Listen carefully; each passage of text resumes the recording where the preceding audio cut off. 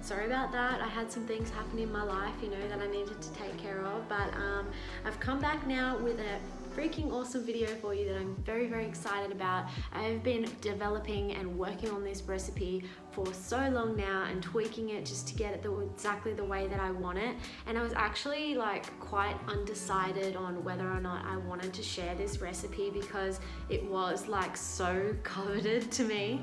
And you know, I guess that part of my ego was talking, like scared that someone else is gonna take it for their own and take the credit, but like, it's the world we live in, right? And I've had a couple people ask me for this recipe now, and I think it would just be really good to finally put it out there and have that content available to all my vegan friends.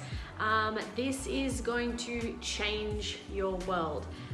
All of us grew up with the classic caramel slice. Once I became a pastry chef, I kind of developed my own recipe for like a salted caramel slice that was baked and everything, and took those little extra steps to get a more polished result. So as I've kind of taken a journey towards plant-based eating and learning how I can recreate all these things that we learn in culinary school, but for the vegan market, you know, you learn all these little tricks, and caramel slice is one of those things that just come back time and time again that we need a plant-based version for. Now, there are a lot of vegan options for caramel slice out there, and I say caramel slice because all of them are raw, meaning that they use soaked cashews and dates and stuff like that, and it just does not even come close to what you've grown up with if you are an Aussie growing up eating caramel slice, or they call it Millionaires Shortbread other places in the world. They just do not compare whatsoever. So I set out to develop this recipe for all of you vegans out there, and for people who are just trying to try something different or head towards plant-based. You know, this is a recipe that usually would contain butter and condensed milk and all those other things, and this recipe is just as naughty, just as delicious, but it doesn't contain animal products at all. So without further ado, here we go. Okay, so we're going to start off by making our base, combining 100 grams of plain flour, 73 grams of brown sugar, 27 grams of desiccated coconut, and we'll just be giving that a quick mix to combine it all before adding 83 grams of melted vegan butter. Now just keep in mind, guys, you cannot use a plant-based margarine for this like Nuttelex or Earth Balance. It does need to be a solid block form butter. Now stir that all up to combine until all of the ingredients are moistened and it looks like a biscuit base.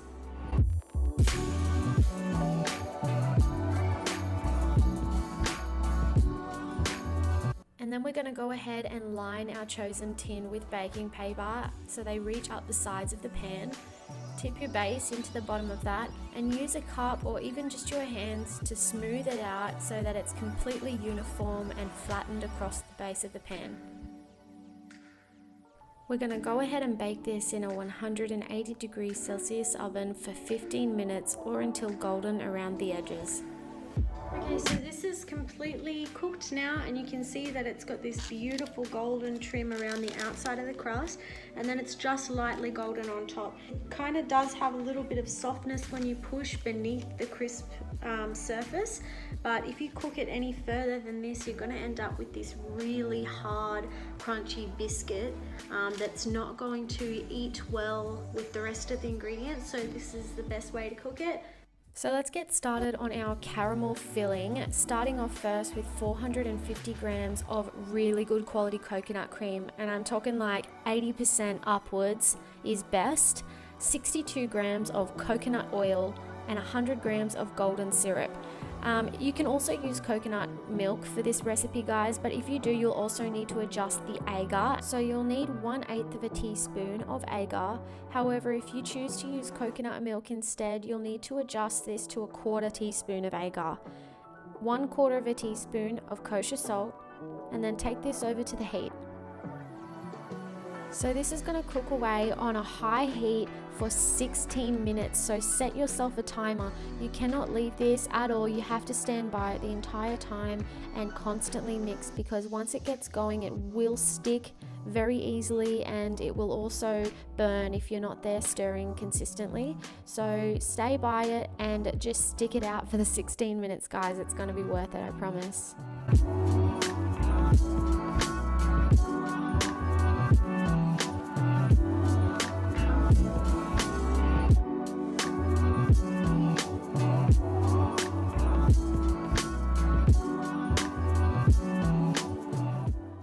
Okay, so after a long ass 16 minutes, you will see that you have a silky, shiny, gorgeous looking caramel sauce.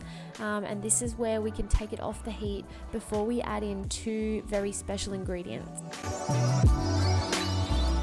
So this caramel looks amazing, and as you can see, it just looks like any other sort of thick, beautiful, glossy caramel.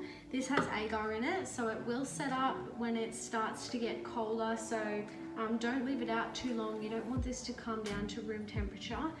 Once it's off the heat, we're going to go ahead and add some vanilla bean paste, because one, for flavor, but I really like to see that sort of speckling all through the caramel slice, and it just gives it a bit more of a luxury feel, I guess. But if you don't have vanilla bean paste, you can definitely just use good quality vanilla extract. So I'm just going to go ahead and add about a good teaspoon of that. And then this is the last ingredient, and it's 100% optional, but it does make a difference. This is called butter extract that you can buy from cake decorating stores. I'm sure you can find it online.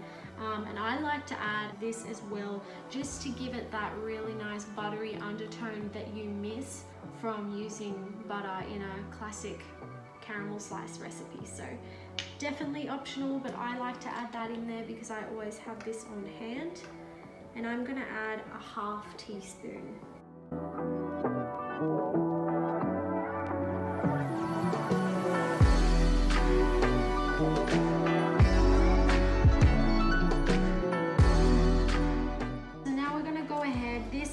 Crust is still warm, not room temperature, so we can go ahead and add that on. You don't want to put this on fresh out of the oven as soon as it's hot if you've made it in that sequence, because the caramel may absorb into the base a little bit, and then you're going to lose thickness from your caramel, and you don't want that. So make sure that you're only putting your caramel on when this is warm or completely cool.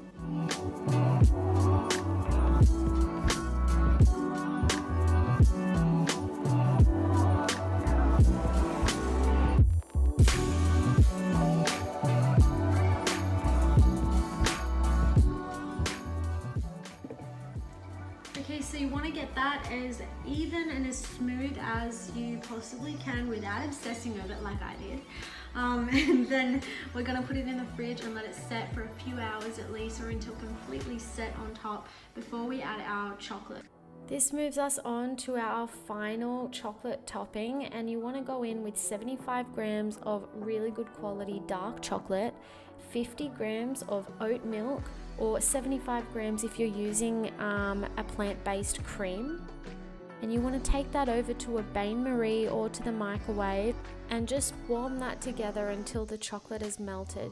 Use a spatula or a small whisk to emulsify the 2 ingredients together until it's glossy and well combined. And then add in 10 grams of coconut oil and stir in to combine again.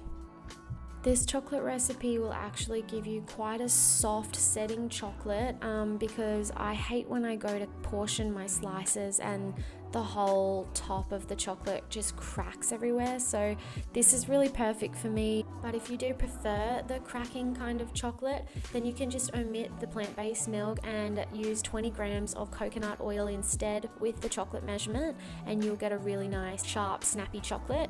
Pour that over the top of your caramel slice, and this is why you need to have smoothed that caramel as best as you can, because if you want that flawless finish, you're going to see that here. Okay guys, topping's on and we just need to let the chocolate completely set now before we portion it. So that's just gonna go straight into the fridge and then we can portion it and munch away.